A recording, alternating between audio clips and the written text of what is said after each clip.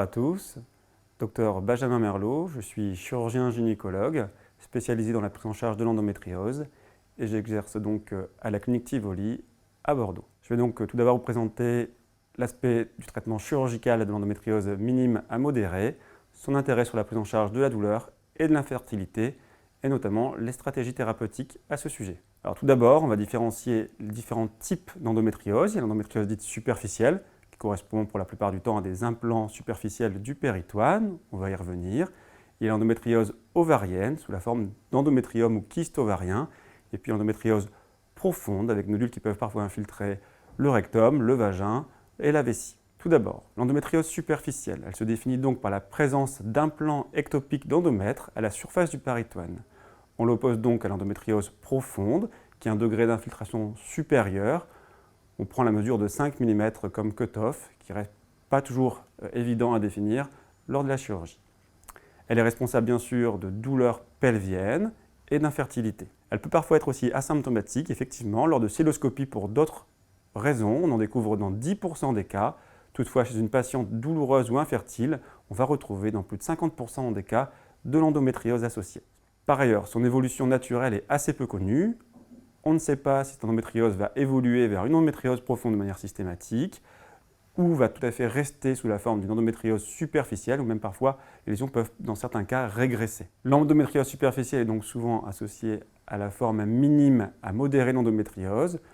Il existe une classification qui est surtout une classification célioscopique, mais qu'on utilise aussi parfois par excès un petit peu en IRM, qui va nous définir le degré d'importance de l'endométriose. C'est la classification AFS. L'endométriose minime à modérée correspond à des scores inférieurs à 15, ce qui correspond bien sûr aux formes les plus superficielles d'endométriose. Alors, la chirurgie est-elle efficace en cas de douleur pelvienne? Plusieurs études montrent que oui, le traitement chirurgical de ces lésions péritonéales minimes ou modérées permet d'améliorer la douleur chez ces patientes. Il existe plusieurs techniques d'ablation ou d'excision.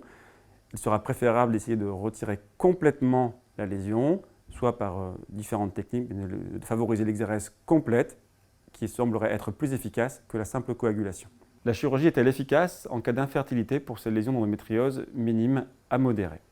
Plusieurs études et une méta-analyse montrent effectivement qu'en cas d'endométriose minime à légère, la cystoscopie opératoire avec excision complète des lésions permettrait d'augmenter les taux de grossesse. Donc très intéressant pour essayer de favoriser les grossesses spontanées.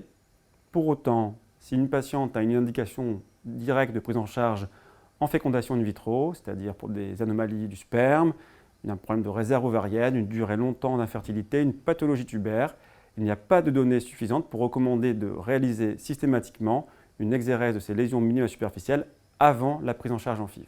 Il y a une indication à retirer ces lésions en cas de découverte fortuite chez des patientes asymptomatiques. A priori, il n'est pas recommandé de traiter chirurgicalement ces lésions d'endométriose superficielle, minimes à modérées, chez une patiente ne présentant pas de symptômes, puisqu'on pourrait créer une fibrose qui pourrait potentiellement entraîner d'autres types de douleurs. Il est donc recommandé de réaliser la chirurgie d'endométriose pelvienne minime à légère en cas de patientes symptomatiques douloureuses.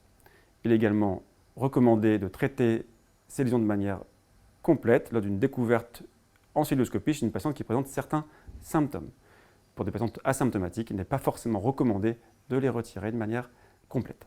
Quelle est donc la stratégie globale en cas de douleur chez ces patientes en consultation? Bien évidemment, il faudra peut-être discuter de l'intérêt d'un traitement médical avec aménorrhée en première intervention et aller opérer ces patientes secondairement après une évaluation sur 3 à 4 mois en cas de persistance de douleurs, notamment certaines dyspareunies ou de douleurs pelviennes.